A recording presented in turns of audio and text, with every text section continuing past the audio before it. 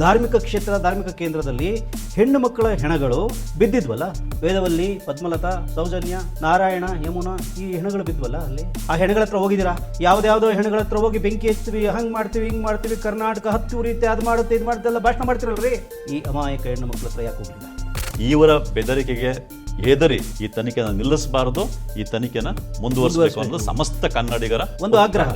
ಒಬ್ಬ ಪುಣ್ಯಾತ್ಮ ಅಸೆಂಬ್ಲಿಗೆ ಮಾತಾಡಿ, SITಗೆ ಕಾಮನ್ ಸೆನ್ಸ್ ಇದೆಯಾ ಅಂತ ಕೇಳ್ತಾ ಇದ್ದಾರೆ. ರುದ್ರಮುನಿ ಕಾಮನ್ ಸೆನ್ಸ್ ಇತ್ತು ಇವ್ರ ಪ್ರಕಾರ. ಆ PSI ಯೋಗೇಶ್ ಇದ್ನಲ್ಲ, ಇದನ್ನೆಲ್ಲ ಹಳ್ಳ ಹಿಡಿಸದ್ನಲ್ಲ, ಅವನಿಗೆ ಒಳ್ಳೆ ಕಾಮನ್ ಸೆನ್ಸ್ ಇತ್ತು. ಕಾಮನ್ ಸೆನ್ಸ್ ಅಂದ್ರೆ ಏನು? ಪ್ರಸಾದ ಸ್ವೀಕರಿಸಿ ಈ ಸಾಕ್ಷಿಗಳನ್ನ ಸತ್ಯನಾಶ ಮಾಡಿ ಮುಚ್ಚಿ ಹಾಕಿದ್ರೆ that is common sense. Doctor Adam, doctor Rashmi ಇಂಥವ್ರಿಗೆ ಕಾಮನ್ ಸೆನ್ಸ್ ಇತ್ತು ಇವ್ರ ಪ್ರಕಾರ. ಇವ್ರಿಗಿಲ್ಲ. ಇಲ್ಲಿ ಪ್ರಣಬ್ ಮೊಹಂತಿ ಇದ್ದಾರೆ, ಅನುಚೇತದವರು ಇದ್ದಾರೆ. ಇಂಥ ಮಹಾನುಭಾವರು ಈ ಜನಗಳ ಮಾತು ಕೇಳೋದಿಲ್ಲ ಅಂತ ಅವ್ರಿಗೆ ಗೊತ್ತು ಚೆನ್ನಾಗಿ. ಅದಕ್ಕೆ ಪ್ರಣಬ್ ಮೊಹಂತಿ ಅವರೇ ಬೇಕಾಗಿತ್ತ ಅಂತ ಕೇಳೋದ್ರ ಉದ್ದೇಶ, ಇವರ ಮಾತು ಕೇಳಲ್ಲ, ಕರ್ನಾಟಕ ಜನತೆ ಇಂಥ ದಕ್ಷಾಧಿಕಾರಿಗಳಿರಲಿ ಇದಕ್ಕೆ ಅಂತ ಹೇಳ್ತಾರೆ. ಇವ್ರಿಗೆ ಸಂಕಟ ಯಾಕೆ?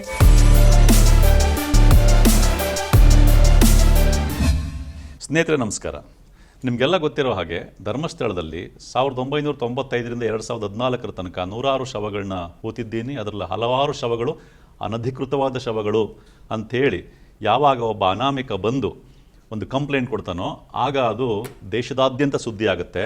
ಮತ್ತು ಸೌಜನ್ಯ ಪರ ಹೋರಾಟಗಾರರಿಂದ ಮತ್ತು ಧರ್ಮಸ್ಥಳದ ಹೆಸರನ್ನು ಉಳಿಸಬೇಕು ಅಂತ ಅಂದ್ಕೊಂಡಿದ್ದಂಥ ಹೋರಾಟಗಾರರಿಂದ ಮತ್ತೆ ಹೋರಾಟ ಭುಗಿಲೇಳುತ್ತೆ. ಆಗ ಸರ್ಕಾರ ತನ್ನ ಜವಾಬ್ದಾರಿಯನ್ನು ಅರ್ಥ ಮಾಡಿಕೊಂಡು ಇಲ್ಲಿ ಇದನ್ನು ತನಿಖೆ ಮಾಡಲಿಕ್ಕೆ ಅಂತೇಳಿ SITಯನ್ನು ರಚನೆ ಮಾಡುತ್ತೆ. SITಯನ್ನು ರಚನೆ ಮಾಡಿ ಆ ಅನಾಮಿಕ ದೂರುದಾರ ಯಾರಿದ್ದ ಆತ ಒಟ್ಟು 13 ಸ್ಪಾಟ್ಗಳನ್ನ ತೋರಿಸ್ತಾನೆ. 13 ಸ್ಪಾಟ್ಗಳನ್ನು ಅಗಿತಾರೆ. ಅಗದಾಗ ಇಲ್ಲಿಯ ತನಕ ಸಿಕ್ಕಿರ್ತಕ್ಕಂಥದ್ದು, ಮೂಳೆಗಳು ಸಿಕ್ಕಿರ್ತಕ್ಕಂಥದ್ದು 2 ಸ್ಪಾಟ್ಗಳು, ಸ್ಪಾಟ್ ನಂಬರ್ 6 ಮತ್ತು ಸ್ಪಾಟ್ ನಂಬರ್ 11A. ಇತ್ತೀಚೆಗೆ 13ನೇ ಸ್ಪಾಟ್ನ ಅಗದಾಗ ಅಲ್ಲಿ ಯಾವ ಮೂಳೆಗಳು ಸಿಕ್ಕಿಲ್ಲ. ಆ ಸ್ಪಾಟ್ನಲ್ಲಿ ಆತ ಹೇಳ್ತಾ ಇದ್ದಿದ್ದು 60-70ಕ್ಕಿಂತ ಹೆಚ್ಚಿನ ಶವಗಳನ್ನ ಹೂತಿದ್ದೀನಿ ಅಂತ. ಆದರೆ ಅಲ್ಲಿ ಯಾವ ಒಂದು ಮೂಳೆಗಳು ಸಿಕ್ಕಿಲ್ಲ. ಈ ಒಂದು ಹಿನ್ನೆಲೆ ಒಳಗಡೆ ವಿಧಾನಸಭೆ ಒಳಗಡೆ BJPಯ ಶಾಸಕರು ಇದರ ಬಗ್ಗೆ ಭಾರಿ ದೊಡ್ಡ ಗಲಾಟೆಯನ್ನು ಎಬ್ಬಿಸಿ ಏನಂತ ಮಾತಾಡ್ತಾ ಇದ್ದಾರೆ ಅಂತಂದರೆ, ಇದು ಮಾಡಿದ್ದೇ ತಪ್ಪು, SIT ರಚನೆ ಮಾಡಿ ಅಂತೇಳಿ ಸುಪ್ರೀಂ ಕೋರ್ಟ್ ಹೇಳಿತ್ತಾ, ಪ್ರಣಬ್ ಮೊಹಂತಿಯವ್ರನ್ನೇ ಇಲ್ಲಿ ತನಿಖಾಧಿಕಾರಿಯನ್ನಾಗಿ ಮಾಡಿ SIT ಚೀಫ್ ಆಗಿ ಮಾಡಿ ಅಂತ ಏನಾದ್ರು ಕೋರ್ಟ್ ಹೇಳುತ್ತಾ, ನೀವ್ಯಾಕೆ ಮಾಡಿದ್ರಿ? ಯಾರೋ ಒಬ್ಬ ಅನಾಮಿಕ ಬಂದು ಈ ರೀತಿ ಶವಗಳನ್ನ ಓದ್ತಿದ್ದೇನೆ ಅಂತ ಹೇಳಿದ ತಕ್ಷಣ ನೀವು ಯಾಕೆ ಇದನ್ನು ಮಾಡಿದ್ರಿ? ಇದು ದೊಡ್ಡ ತಪ್ಪಾಗಿದೆ. ಹೀಗೆ ಬಿಟ್ಟರೆ ಧರ್ಮಸ್ಥಳದ ದೇವಸ್ಥಾನನೂ ಆಗದು ಬಿಡ್ತಾರೆ. ಮತ್ತು ಈ ರೀತಿ ಮಾಡಿರೋದು ಧರ್ಮಸ್ಥಳಕ್ಕೆ ದೊಡ್ಡ ಅಪಚಾರ ಆಗಿದೆ. ಮತ್ತು ಧರ್ಮಸ್ಥಳದ ವಿರುದ್ಧ ದೊಡ್ಡ ಷಡ್ಯಂತ್ರ ನಡೀತಾ ಇದೆ. ಇದೂ ಕೂಡ ಷಡ್ಯಂತ್ರದ ಭಾಗನೇ. ಈ ಅನಾಮಿಕ ದೂರುದಾರ ಯಾರಿದಾನೋ ಅವನ ಹಿಂದೆ ಯಾರಿದ್ದಾರೆ ಅವ್ರಿಗೆಲ್ಲ ಶಿಕ್ಷೆ ಕೊಡಬೇಕು. ಮತ್ತು ಯೂಟ್ಯೂಬರ್ಸ್ ಅಂತ ಯಾರಿದ್ದಾರೆ, ಯೂಟ್ಯೂಬರ್ಸ್ಗಳು ಧರ್ಮಸ್ಥಳಕ್ಕೆ ದೊಡ್ಡ ಅಪಚಾರ ಮಾಡಿದ್ದಾರೆ, ಅವರು ಕೂಡ ಹುನ್ನಾರದ ಭಾಗ ಆಗಿಬಿಟ್ಟಿದ್ದಾರೆ. ಮತ್ತು ಈ SIT ತನಿಖೆ ಏನಿದೆ ಇದನ್ನ ಇಮಿಡಿಯೇಟಾಗಿ ನಿಲ್ಲಿಸಬೇಕು. ಅಷ್ಟೇ ಅಲ್ಲ, ಮುಂದುವರೆದು ಈ BJPಯ ಶಾಸಕರು ಏನು ಹೇಳಿದ್ದಾರೆ ಅಂತಂದರೆ, ವಿಧಾನಸಭೆ ಒಳಗಡೆ ಕಾಂಗ್ರೆಸ್ನ ಅಷ್ಟೂ ಜನ ಶಾಸಕರು, ಮಂತ್ರಿಗಳು ಧರ್ಮಸ್ಥಳಕ್ಕೆ ಹೋಗಿ ತಪ್ಪು ಕಾಣಿಕೆ ಒಪ್ಪಿಸಬೇಕು ಮತ್ತು ಕ್ಷಮೆ ಕೇಳಬೇಕು ಅನ್ನೋ ಮಾತುಗಳನ್ನ ಹೇಳಿದ್ದಾರೆ.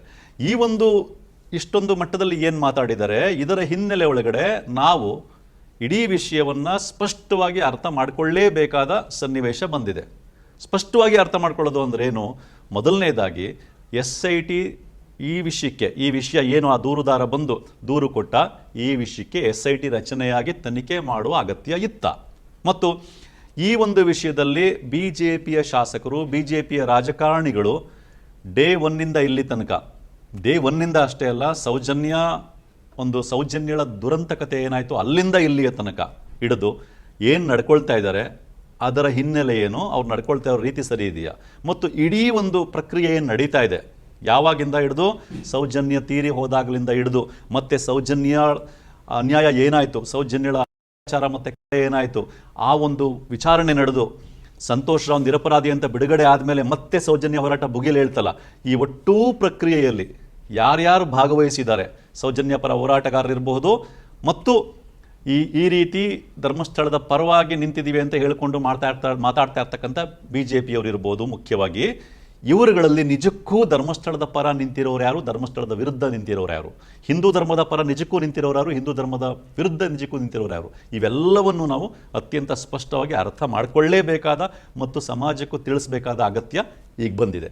ಬಟ್ ಈಗ ನಾವು ಈ ವಿಷಯಗಳನ್ನ ಅರ್ಥ ಮಾಡ್ಕೊಳ್ಳಿಕ್ಕೆ ಮತ್ತು ಚರ್ಚೆ ಮಾಡಲಿಕ್ಕೆ ನಮ್ಮ ಜೊತೆ ದೊಡ್ಡಿಪಾಳ್ಯ ನರಸಿಂಹಮೂರ್ತಿಯವರಿದ್ದಾರೆ.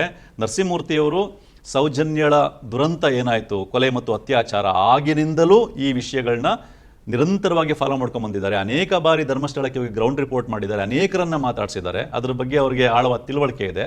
ಹಾಗಾಗಿ ಅವರ ಜೊತೆ ಚರ್ಚೆ ಮಾಡ್ತಾ ಒಟ್ಟು ವಿಷಯಗಳನ್ನ ಅರ್ಥ ಮಾಡ್ಕೊಳ್ಳುವಂಥ ಪ್ರಯತ್ನ ಪಡೋಣ. ಮತ್ತು ಸಮಾಜಕ್ಕೆ, ಈ ಕನ್ನಡ ನಾಡಿಗೆ, ದೇಶಕ್ಕೆ ಸರಿಯಾದ ವಾಸ್ತವ ಏನು, ಸರಿಯಾದ ಮೆಸೇಜನ್ನು ಕೊಡುವಂಥ ಪ್ರಯತ್ನ ಪಡೋಣ.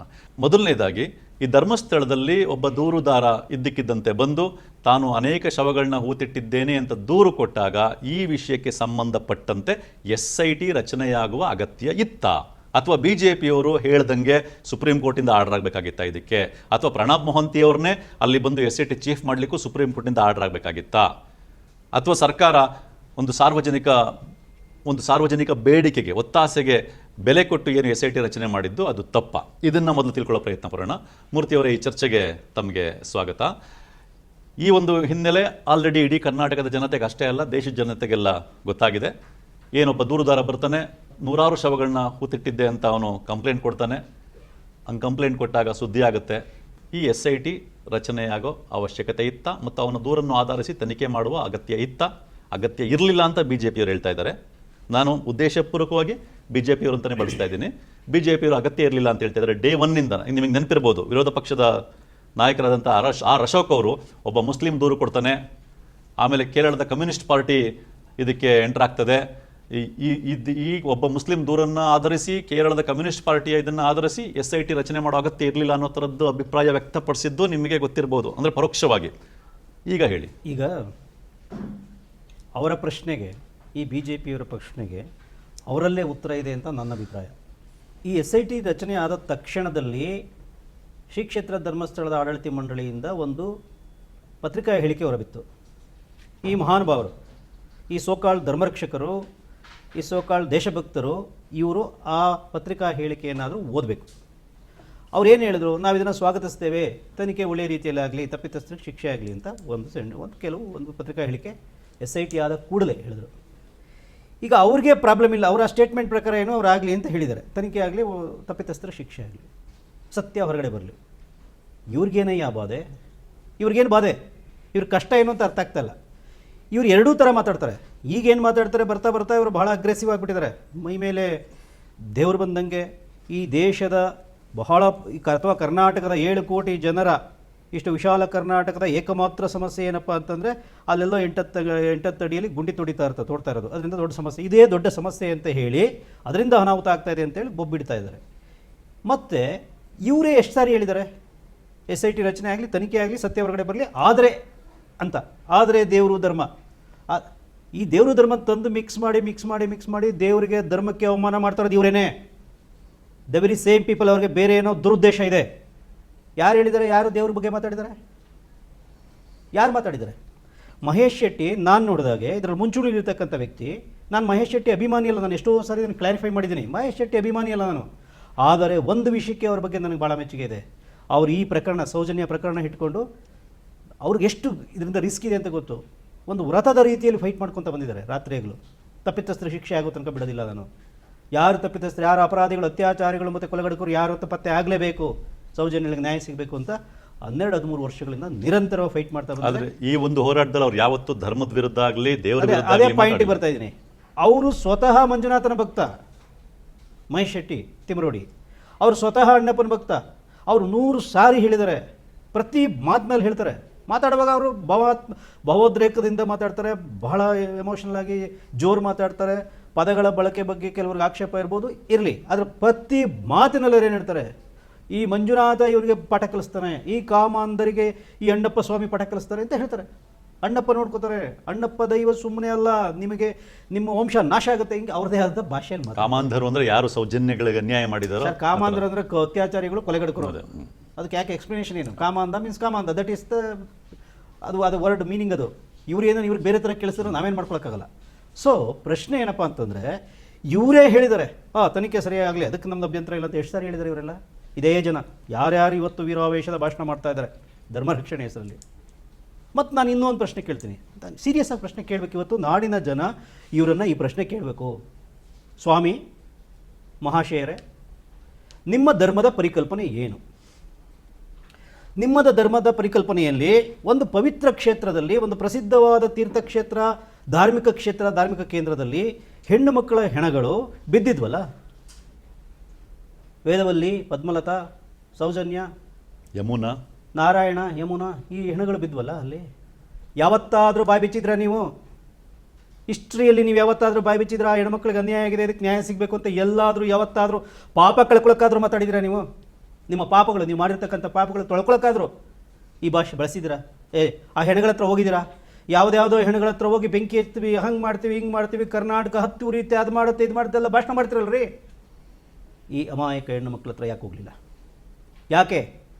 ಈ ಅಮಾಯಕ ಹೆಣ್ಣು ಮಕ್ಕಳ ಅತ್ಯಾಚಾರಿಗಳು, ಕೊಲೆಗಡಕರು ಯಾರು ಅಂತ ನಿಮ್ಗೆ ಗೊತ್ತಾ, ಅಥವಾ ನಿಮ್ಮ ಕಡೆಯವರ ಅವರು? ಯಾಕೆ ನೀವು ಮಾತಾಡಿಲ್ಲ? ಬೇಕಾದಷ್ಟು ವಿಷಯಗಳ ಬಗ್ಗೆ ಹಾದಿ ಬೀದಿಯಲ್ಲಿ ಆ ಪರೇಶ್ ಮೇಸ್ತಾ ಅನ್ನೋ ಹುಡುಗ ಕಾಲು ಜಾರಿ ಸತ್ತ. ಕೊನೆ ಒಳಗೆ CBIಗೆ ಹೋಗಿ CBI ರಿಪೋರ್ಟ್ ಕೊಡ್ತಾರೆ. CBI ಕೊನೆಗೆ CBIನ ರಿಪೋರ್ಟು ಆಕಸ್ಮಿಕವಾಗಿ ಬಿದ್ದು ಸತ್ತಿರೋದು ಹುಡುಗ. ಅದನ್ನ ಇಟ್ಕೊಂಡು ಇಡೀ ಬೆಂಕಿ ಹಚ್ಬಿಟ್ರಿ ಕರಾವಳಿಗೆ. ಅದನ್ನೇ ಇಶ್ಯೂ ಮಾಡ್ಕೊಂಡು 2-3 ಸಾರಿ ಎಲೆಕ್ಷನಲ್ಲಿ ಗೆದ್ರಿ. ಏನೆಲ್ಲ ಮಾಡ್ತಿರಲ್ಲ.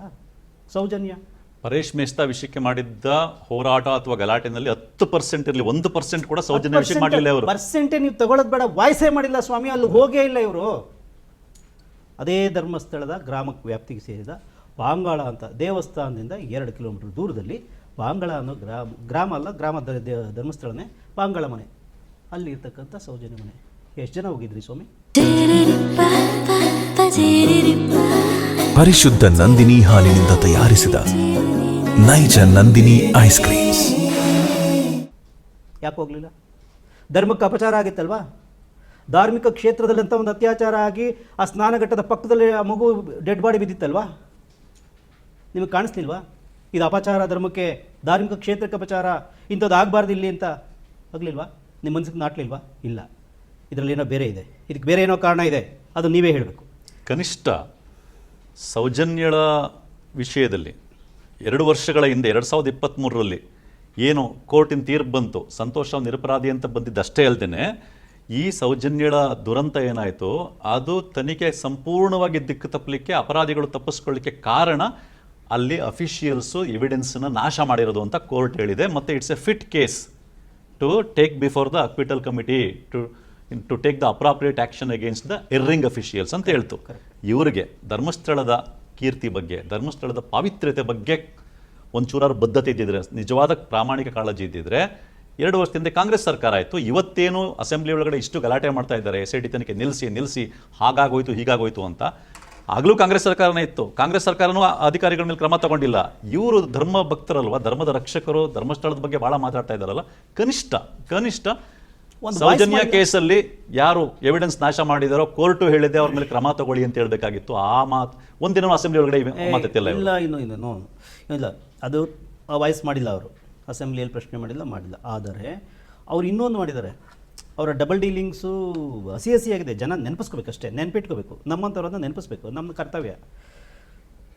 ಸೌಜನ್ಯ ಪ್ರಕರಣದ ರೀಇನ್ವೆಸ್ಟಿಗೇಷನ್ ಆಗಬೇಕು ಅಂತ ಒಂದು ಪ್ರತಿಭಟನೆ ಮಾಡಿದ್ದಾರೆ ಇವರು. ಇದೆಲ್ಲ ಆಗಿ ಎಲ್ಲ ಕಡೆ ಭಾರಿ ಹೋರಾಟ ನಡೀತಾ ಇತ್ತಲ್ಲ, ಅದು ರೀಇನ್ವೆಸ್ಟಿಗೇಷನ್ ಆಗಲಿ ಅಂತ ಹೇಳಿ ಪತ್ರಿಕೆಗಳ ವರದಿಗಳಿದ್ದಾವೆ.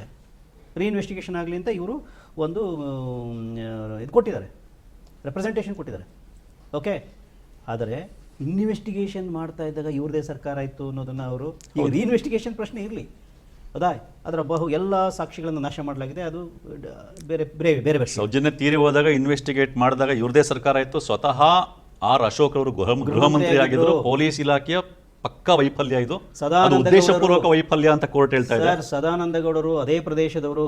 ಇನ್ನೂ ಹೇಳಬೇಕಂದ್ರೆ ಹೆಚ್ಚಾಗಿ ಸದಾನಂದ ಗೌಡರು ಸೌಜನ್ಯಳ ಏನು ಸಮುದಾಯ ಯಾವುದಿದೆ ಆ ಸಮುದಾಯಕ್ಕೆ ಸೇರಿದವರು, ಒಕ್ಕಲಿಗ ಸಮುದಾಯಕ್ಕೆ ಸೇರಿದವರು. ಅಲ್ಲ, ಆ ಪ್ರಶ್ನೆನೂ ಕೇಳಿದ್ರು ಆ ಸಮುದಾಯದವರು. ಅಶೋಕ್ ಕೂಡ ಅದೇ ಸಮುದಾಯಕ್ಕೆ ಸೇರಿದವರು. ಇದು ಇದರಲ್ಲಿ ಬಹಳ ಅನುಮಾನಾಸ್ಪದ ನಡೆ, ಇದು ತುಂಬ ಸಂಶಯಾಸ್ಪದವಾದ ನಡೆ ಮತ್ತು ಪ್ರಶ್ನಾರ್ಹವಾದ ನಡೆ. ಇವರ ನೈತಿಕತೆಯ ಪ್ರಶ್ನೆಯನ್ನು ನಾವೆತ್ತಬೇಕು.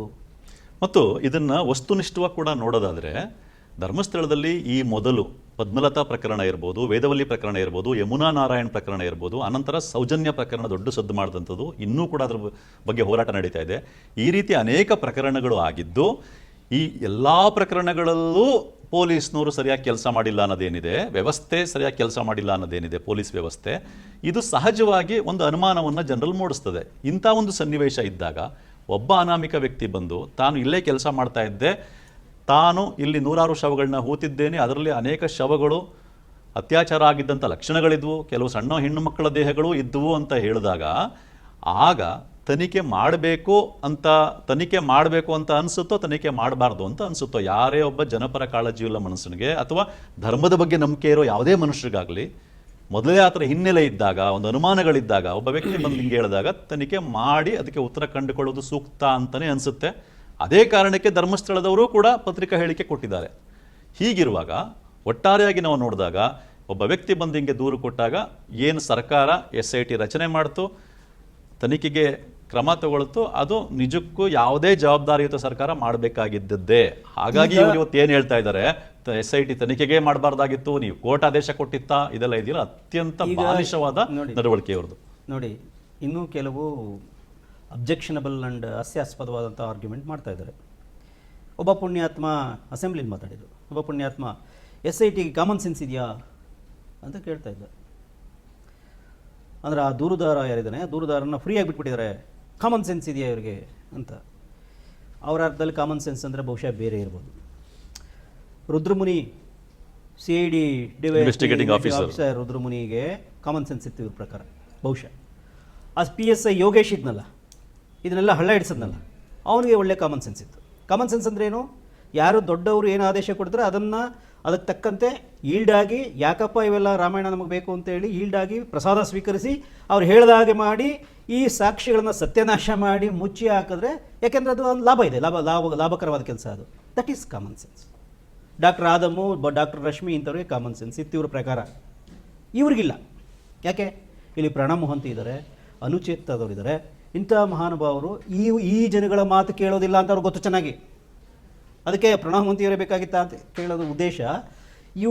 ಇವರ ಮಾತು ಕೇಳಲ್ಲ, ಅವರು ಕಟ್ಟುನಿಟ್ಟಾಗಿ ಕೆಲಸ ಮಾಡ್ತಾರೆ, ಕಾನೂನುಬದ್ಧವಾಗಿ ಕೆಲಸ ಮಾಡ್ತಾರೆ, ತುಂಬ ದಕ್ಷ ಮತ್ತು ಪ್ರಾಮಾಣಿಕ ಅಧಿಕಾರಿಗಳಂತ ಹೆಸರುವಾಸಿಯಾಗಿಬಿಟ್ಟಿದೆ ಕರ್ನಾಟಕದಾದ್ಯಂತ. ಇಡೀ ಕರ್ನಾಟಕ ಜನತೆ ಇಂಥ ದಕ್ಷ ಅಧಿಕಾರಿಗಳಿರಲಿ ಇದಕ್ಕೆ ಅಂತ ಹೇಳ್ತಾರೆ. ಇವರಿಗೆ ಸಂಕಟ. ಯಾಕೆ? ಅವರಿಗೆ ಕಾಮನ್ ಸೆನ್ಸ್ ಇಲ್ಲ, ಇವ್ರ ಮಾತು ಕೇಳಲ್ಲ, ಇವ್ರ ಇಂಟರ್ಫಿಯರೆನ್ಸ್ಗೆ ಅವಕಾಶ ಇಲ್ಲ. ಎಂಥ ಪರಿಸ್ಥಿತಿ ಬಂತ್ರಿ ನಿಮಗೆ? ಒಂದೊಂದು ದಿವಸ ಒಂದೊಂದು ರೀತಿ ಆರ್ಗ್ಯುಮೆಂಟ್ ಮಾಡಿಕೊಂಡು ನಿಮ್ಮ ಮರ್ಯಾದೆನೇ ನೀವು ಬೀದಿಲಿ ಕಳ್ಕೊತಾ ಇದ್ದೀರಿ. ನಿಮ್ಮ ಕಾರ್ಯಕರ್ತರು ನಿಮಗೆ ಚೀಮಾರಿ ಆಗ್ತಾ ಇದ್ದಾರೆ, ದಯವಿಟ್ಟು ಗಮನಿಸಿ. ಮತ್ತು ನಾವು ಇಲ್ಲಿ ಇನ್ನೊಂದು ಗಮನಿಸಬೇಕಾದ ಅಂಶ ಏನು ಅಂತಂದರೆ, ಈ ವ್ಯಕ್ತಿ ಬರ್ತಾನೆ, ದೂರು ಕೊಡ್ತಾನೆ, SIT ತನಿಖೆ ಆಗುತ್ತೆ. ಅಲ್ಲಿಯ ತನಕ ಸುಮ್ಮನಿದ್ದಂಥ ಅನೇಕ ಮಂದಿ ಇದ್ದಕ್ಕಿದ್ದಂತೆ ಮುನ್ನೆಲೆಗೆ ಬರ್ತಾರೆ. ಬಂದು ಒಬ್ಬರು ಹೇಳ್ತಾರೆ, ಇವರು ಶವಗಳ ಮೇಲಿದ್ದ ಚಿನ್ನಾಭರಣ ಕದೀತಾ ಇದ್ರು. ಅಂದರೆ ಪೋಸ್ಟ್ ಮಾರ್ಟಮ್ ಎಲ್ಲ ಆದಮೇಲೆ ಚಿನ್ನಾಭರಣ ಹೆಂಗಿರ್ತದೋ ನಮಗೆ ಗೊತ್ತಿಲ್ಲ, ಇರಲಿ, ಅದನ್ನು ಕದೀತಾ ಇದ್ರು, ಅದು ಕಂಡಿಡ್ದಿದ್ದು ಬೈದಿದ್ದಕ್ಕೆ ಓಡೋಗ್ಬಿಟ್ರು, ಆ ಸಿಟ್ಟಲ್ಲಿ ಇದು ಮಾಡ್ತಾ ಇರೋದು ಅಂತ ಹೇಳ್ತಾರೆ. ಆಮೇಲೆ ಬಂದು ಹಂಗೆ ಹೇಳೇ ಇಲ್ಲ ಅಂತ ಹೇಳ್ತಾರೆ. ಆಮೇಲೆ ಇನ್ನು ಕೆಲವು ವ್ಯಕ್ತಿಗಳು ಬರ್ತಾರೆ, ನಾವು ಇಲ್ಲಿ ಗ್ರಾಮ ಪಂಚಾಯತಿ ವತಿಯಿಂದನೇ ಶವಗಳನ್ನ ಅಧಿಕೃತವಾಗಿಯೇ ಊತಾಕಿಸ್ತಿದ್ವಿ, ಕಾಡೊಳಗಡೆ ಊತಾಕಿಸ್ತಿದ್ವಿ. ಕಾಡೊಳಗಡೆ ಯಾಕೆ ಊತಾಕಿಸ್ತಿದ್ರೋ ಗೊತ್ತಿಲ್ಲ. ಅದರಲ್ಲೂ ಕೆಲವರು ಹೇಳ್ತಾರೆ ಅದಕ್ಕೊಂದು ಉತ್ತರ ಕಂಡುಹಿಡಿದ್ಬಿಟ್ಟು 2006 ತನಕ ಸ್ಮಶಾನ ಇರಲಿಲ್ಲ, 2006 ಆದ್ಮೇಲೆ ಸ್ಮಶಾನ ಬಂದಿದ್ದು ಅಂತ. ಸ್ಮಶಾನ ಬಂದ ಮೇಲೂ ಊತಾಕಿದ್ದೀನಿ ಅಂತ ಈತ ಹೇಳ್ತಾ ಇದ್ದಾರೆ. ಅದಾದಮೇಲೂ ಪಂಚಾಯತಿಯವರು ಯಾಕೆ ಊತಾಕ್ಸಿದ್ರು ಗೊತ್ತಿಲ್ಲ. ಆಮೇಲೆ ಒಬ್ಬರು ಡಾಕ್ಟ್ರು ಒಂದು TV ಚರ್ಚೆನಲ್ಲಿ ಹೇಳ್ತಾರೆ, ಡಾಕ್ಟರ್ ಮಹಾಬಲ್ ಶೆಟ್ಟಿ ಅಂತ, ನಾನೇ ನಂಬರ್ 6 ಸ್ಪಾಟ್ ಏನಿದೆ ಅಲ್ಲಿ 20 ಶವಗಳನ್ನ ಪೋಸ್ಟ್ ಮಾರ್ಟಮ್ ಮಾಡಿ ಅಲ್ಲೇ ಊತಾಕಿದ್ದಾರೆ, ಇನ್ನೊಂದು ಸ್ಪಾಟಲ್ಲಿ 70 ಶವಗಳನ್ನ ಪೋಸ್ಟ್ ಮಾರ್ಟಮ್ ಮಾಡಿ ಅಲ್ಲೇ ಊತಾಕಿದ್ದಾರೆ ಅಂತ ಹೇಳ್ತಾರೆ. ಪೋಸ್ಟ್ ಮಾರ್ಟಮ್ ಮಾಡಿದ್ಮೇಲೆ ಕನಿಷ್ಠ ಒಂದು ಪ್ರಕಟಣೆ ಕೊಡಬೇಕು, ಇದು ಯಾರು ವಾರಸದಾರಿದ್ರೆ ಬನ್ನಿ ಅಂತ, ಅದೊಂದು ಪ್ರೊಸೀಜರ್ ಇದೆ ಅಂತ ಅನಿಸುತ್ತೆ. ಆದರೆ ಪೋಸ್ಟ್ ಮಾರ್ಟಮ್ ಮಾಡಿದ ತಕ್ಷಣ ಹೆಂಗೆ ಊತಾಕ್ಸಿದ್ರು ಇರಲಿ. ಅಂದರೆ ಈ ರೀತಿ ಬಂದು ಹೇಳ್ತಕ್ಕಂಥದ್ದು ಏನು ಈ ನಂಬಿಕೆಯನ್ನು, ಜನರಿಗಿದ್ದ ಅನುಮಾನವನ್ನು ಮತ್ತಷ್ಟು ದೃಢ ಮಾಡ್ತು ಅಂತಂದರೆ, ಸೊ ಯಾವುದಾದ್ರೂ ಒಂದು ಅಸ್ಥಿಪಂಜರ ಸಿಕ್ಬಿಟ್ರೆ ಈ ಥರ ಆಗದಾಗ ಅದಕ್ಕೆ ಮೊದಲೇ ಉತ್ತರ ರೆಡಿ ಮಾಡ್ಕೊಂಡು ಇರೋಣ ಅಂತ ಹೇಳ್ದಂಗಿತ್ತು. ಹಾಗಾಗಿ ಒಟ್ಟು ಆ ವ್ಯಕ್ತಿ ಬಂದಾಗ ಏನು ಅನುಮಾನಗಳು ಸೃಷ್ಟಿಯಾದವೋ, ಹಿನ್ನೆಲೆ ಇತ್ತು, ಅದನ್ನು ಮತ್ತಷ್ಟು ಪುಷ್ಟೀಕರಿಸಂಗಾಯ್ತು ಇವ್ರ ನಡೆ. ಅದ್ರ ಜೊತೆಗೆ ಇನ್ನು ಕೆಲವರು ಮುಂದೆ ಬಂದರು, ನಾವು ಶವ ಊತಾಕಿದ್ದು ನೋಡಿದ್ದೀವಿ, ನಾವು ತೋರಿಸ್ತೀವಿ ಅಂತ ಕೆಲವು ದೂರದಾರರು ಮುಂದೆ ಬಂದಿದ್ದು ಇದೆ. ಇದ್ರ ಮಧ್ಯೆ ನಾವು ಮತ್ತೊಂದು ಗಮನಿಸಬೇಕಾದ ಅಂಶ ಏನು ಅಂತಂದರೆ, ಈ ವ್ಯಕ್ತಿ 1 ರಿಂದ 13 ಸ್ಪಾಟ್ ತೋರಿಸಿದ್ದು, ಅಡಿಷನಲ್ ಆಗಿ ಇನ್ನೊಂದು 2 ಸ್ಪಾಟ್ ಇದು ಮಾಡಿದರು. ಇಷ್ಟು ಸ್ಪಾಟ್ಗಳಲ್ಲಿ ಅಗದು ನೋಡಿದಾಗ ಏನಾಗ್ತಾ ಇದೆ ಅಂತಂದರೆ, ನಂಬರ್ 6 ಆ ಸ್ಪಾಟಲ್ಲಿ ಮಾತ್ರ ಕೆಲವು ಮೂಳೆಗಳು ಸಿಕ್ಕಿದೆ, ನಂಬರ್ 11A ಈ ಸ್ಪಾಟಲ್ಲಿ ಕೆಲವು ಮೂಳೆಗಳು ಸಿಕ್ಕಿದೆ, ಇನ್ನೆಲ್ಲೂ ಸಿಕ್ಕಿಲ್ಲ. ಅದರಲ್ಲೂ 13ನೇ ಸ್ಪಾಟಲ್ಲಿ 70ಕ್ಕಿಂತ ಹೆಚ್ಚಿನ ಶವಗಳನ್ನ ಹೂತಿದ್ದೀನಿ ಅಂತ ಆ ವ್ಯಕ್ತಿ ಹೇಳಿದ್ರು ಕೂಡ ಆ ಸ್ಪಾಟಲ್ಲಿ ಸಿಕ್ಕಿಲ್ಲ ಅಂತ ಬಂದ ತಕ್ಷಣವೇ ಇವರು ಇಡೀ ವ್ಯಕ್ತಿ ಹೇಳ್ತಾ ಇರೋದು ಸುಳ್ಳು, ಧರ್ಮಸ್ಥಳದ ಹೆಸರನ್ನು ಕೆಡಿಸೋಕ್ಕೆ ಮಾಡಿದ್ದಂಥ ಹುನ್ನಾರ, ಈ ರೀತಿ ಒಂದು ದೊಡ್ಡ ಒಂದು ಕಥೆಯನ್ನು ಕಟ್ಟಿ ಈ ರೀತಿ ಮಾತಾಡ್ತಾ ಇದ್ದಾರೆ. ಆದರೆ ನಾವು ಇದನ್ನು ನೋಡಬೇಕಾಗಿರೋ ರೀತಿ ಏನು ಅಂದರೆ ಆ ವ್ಯಕ್ತಿ ತೋರಿಸಿದ ಕಡೆ ಸಿಕ್ಕಿಲ್ಲ ಅಂದ ತಕ್ಷಣ ಹಂಗಾದ್ರೆ ಆ ವ್ಯಕ್ತಿ ಹೇಳಿ ಸುಳ್ಳು ಅಂತನ, ಇನ್ನು ಆಗೇ ಇಲ್ಲ ಅಂತನ. ಆದರೆ ಆ ವ್ಯಕ್ತಿ ಹಿಂಗೆ ಹೇಳಿದ ತಕ್ಷಣ ತನಿಖೆ ಶುರುವಾದ ತಕ್ಷಣ ಅನೇಕರು ಪಂಚಾಯತಿಯವರಾಗಿರ್ಬೋದು, ಡಾಕ್ಟರ್ಗಳ ಕೆಲವರಾಗಿರ್ಬೋದು ನಡ್ಕೊಂಡಿದ್ದ ರೀತಿ ಬೇರೆನೇ ಕಥೆನ ಹೇಳುತ್ತೆ, ಮತ್ತಷ್ಟು ಅನುಮಾನ ಮೂಡಿಸುತ್ತೆ. ಈ ಟೂಲ್ ಕಿಟ್ ಅಂತ ಬಿ ಜೆ ಪಿಯವರು ಭಾಳ ಪ್ರಿಯವಾದ ಪದ ಇತ್ತೀಚಿನ ವರ್ಷಗಳಲ್ಲಿ ಭಾಳ ಹೇಳ್ತಾರೆ. ಟೂಲ್ ಕಿಟ್ ನೋಡಿ, ಟೂಲ್ ಕಿಟ್ ಆಪ್ರೇಟ್ ಆಗ್ತಾ ಇದೆ ನೋಡಿ, ಇವ್ರಿಗೆ ಹೇಳಿದ್ರು ಅವ್ರಾಗಿ ಹೇಳಿದ್ರು. Actually the tool kit is working year. ಇದನ್ನು ಟೂಲ್ ಕಿಟ್ ಅಂತ ಕರೀತಾರೆ, ಆಯಿತಾ. ಟೂಲ್ ಕಿಟ್ಟಲ್ಲಿ ಎಲ್ಲ ಟೂಲ್ಸ್ ಇರ್ತವೆ, ಸ್ಪಾನರು, ಕಟಿಂಗ್ ಪ್ಲೇಯರು, ಅದು ಇದು ಬ್ಲೇಡು, ಯಾವೆಲ್ಲ ಎಲ್ಲ ಟೂಲ್ಸ್ ಇರ್ತವೆ. ಒಂದೊಂದು ಟೂಲ್ ಒಂದೊಂದು ಪಾತ್ರ ನಿರ್ವಹಿಸುತ್ತೆ, ಅಲ್ಲ. This is the tool kit. ನೋಡಿ, ಗಮನಿಸಿ, ಸ್ವಲ್ಪ ಕಾಮನ್ ಸೆನ್ಸ್ ಅಪ್ಲೈ ಮಾಡಿ ವೀಕ್ಷಕರೇ. ನಾವು ಯಾರನ್ನೋ ದೂಷಣೆ ಮಾಡಲಿಕ್ಕೆ ಇಲ್ಲಿ ಕೂತಿಲ್ಲ. ಯಾರೋ ಸಣ್ಣವರೋ ದೊಡ್ಡವರೋ ಧರ್ಮಾಧಿಕಾರಿಯೋ ಅಥವಾ ಇನ್ನೊಬ್ಬರೋ ಮುಲ್ಲಾನೋ ಪಾದ್ರಿಯೋ ಅವ್ರು ಯಾರ ಬಗ್ಗೆಯೋ ಇಲ್ಲಿ ನಾವು ಆರೋಪ ಹೊರಿಸಲಿಕ್ಕೆ ನಾವು ಕೂತಿಲ್ಲ. ನಾವು ಏನಿವತ್ತು ಪ್ರಸಕ್ತ ವಿದ್ಯಮಾನ ನಡೀತಾ ಇದೆ ಕರ್ನಾಟಕದಲ್ಲಿ, ಬಹಳ ಮುಖ್ಯವಾದ ಇಡೀ ದೇಶ ವಿದೇಶಗಳು ಗಮನಿಸ್ತಾ ಇರ್ತಕ್ಕಂಥ ವಿದ್ಯಮಾನ ಏನು ನಡೀತಾ ಇದೆ, ಅದರ ಬಗ್ಗೆ ಸರಿಯಾದ ಮಾಹಿತಿಯನ್ನು, ಸರಿಯಾದ ವಿಶ್ಲೇಷಣೆಯನ್ನು ನಾವು ಜನರ ಮುಂದೆ ಇಡಬೇಕಾಗಿರೋದು ನಮ್ಮ ಜವಾಬ್ದಾರಿ. ಈಗ ನೋಡಿ, ಇವರು ಎಷ್ಟು ಅಂತ ಅಗಿತೀರಿ ಪ್ರಶ್ನೆ ಇರೋದು, ಇನ್ನೆಷ್ಟು ಅಗಿತೀರಿ ಸ್ವಾಮಿ? ನೀವೆಲ್ಲ ಕಾನೂನು ರೂಪಿಸುವಂಥ ಸ್ಥಾನದಲ್ಲಿ ಕೂತಿದ್ದೀರಿ.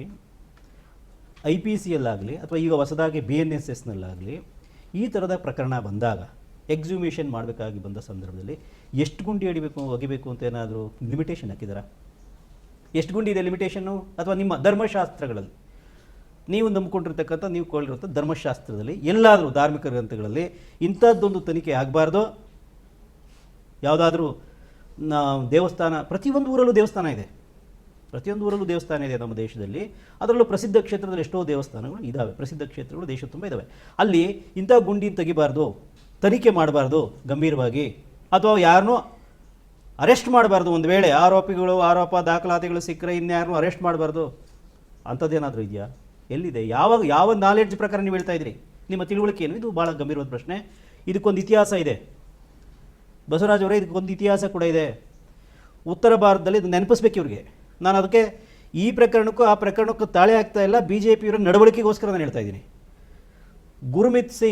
ಗುರ್ಮಿತ್ ರಾಮ್ ರಹೀಮ್ ಸಿಂಗ್ ಅಂತ ಪುಣ್ಯಾತ್ಮ ಒಬ್ಬ ಇದ್ದ, ಹೌದು, ಆತ ಇವತ್ತು ಜೈಲಲ್ಲಿದ್ದಾನೆ. ಅವ ಇಂಥದೇ ಅತ್ಯಾಚಾರದ ಪ್ರಕರಣಗಳಲ್ಲಿ ಆತ ಸಿಕ್ಕಾಕೊಂಡಿದ್ದ, ಮೈನರ್ ಬಾಲಕಿಯರ ಅತ್ಯಾಚಾರದ ಪ್ರಕರಣಗಳು ಸಿಕ್ಕಾಕೊಂಡಿದ್ದಾಗ ಇವ್ರು ಪುಣ್ಯಾತ್ಮರು ಏನು ಮಾಡಿದ್ರು?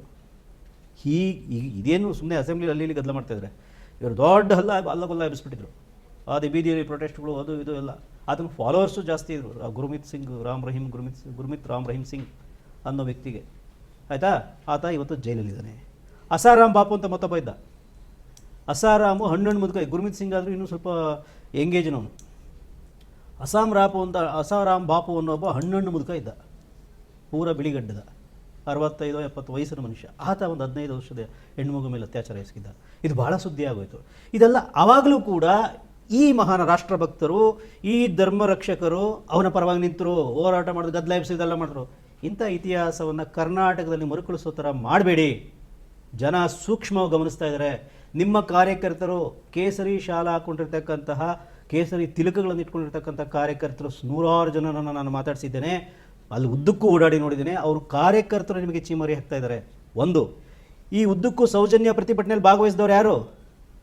ಇದೇ ಹಿಂದೂ ಸಂಘಟನೆಗಳ ಕಾರ್ಯಕರ್ತರು. ಗಂಟಾ ಘೋಷವಾಗಿ ನಾನು ಹೇಳ್ತೀನಿ, ಬೇರೆಯವರು ಇದ್ದಾರೆ, ಎಡಪಕ್ಷಗಳು ಇದ್ದಾವೆ, ರೈತ ಸಂಘಟನೆ, ದಲಿತ ಸಂಘಟನೆಗಳಿದ್ದಾವೆ. ಆದರೆ ದೊಡ್ಡ ಸಂಖ್ಯೆಯಲ್ಲಿ ದೊಡ್ಡ ಪಾತ್ರಧಾರಿಗಳು, ಕೇಸರಿ ಶಾಲುದಾರಿಗಳು, ತಿಲಕಧಾರಿಗಳು, ಯುವಕರು, ಅವರೆಲ್ಲರ ಬಡವರ ಮಕ್ಕಳವರು, ದುಡಿಯೋರು, ಕಾರ್ಮಿಕರು, ರೈತರು, ಅವ್ರ ಮಕ್ಕಳು. ಅವ್ರಿಗೆ ನೋವಾಗ್ತಾ ಇತ್ತು. ನೀವು ದೊಡ್ಡವ್ರ ಜೊತೆಗೆ ಚಕ್ಕಂದ ಆಡ್ತಾ ಇರೋರಿಗೆ ನಿಮಗೆ ತಟ್ಟದಿಲ್ಲ. ನೀವೆಲ್ಲೋ ನಿಂತ್ಕೋತೀರಿ, ಅವರು ಆ ಹೆಣ್ಣುಮಗಳ ಬಗ್ಗೆ ನ್ಯಾಯಕ್ಕೋಸ್ಕರ ಇವರು ನಿಂತಿದ್ದಾರೆ. ಈ ಒಂದು ವ್ಯತ್ಯಾಸವನ್ನು ಕೂಡ ಇವರು ಅರ್ಥ ಮಾಡ್ಕೋಬೇಕು. ಇದರ ಪರಿಣಾಮ ಭಾಳ ಕೆಟ್ಟದಿರುತ್ತೆ ಮುಂದಿನ ದಿನಗಳಲ್ಲಿ ರಾಜಕೀಯವಾಗಿ. ಟೂಲ್ ಕಿಟ್ ಅಂತ ಹೇಳಿದ್ರಲ್ಲ ನೀವು, ಆ ಟೂಲ್ ಕಿಟ್ಗೆ ಇನ್ನೆರಡು ಆ್ಯಡ್ ಮಾಡಬೇಕು ಇವ್ರು ಬಳಸ್ತಾ ಇರೋ ಟೂಲ್ ಕಿಟ್ಗಳನ್ನ.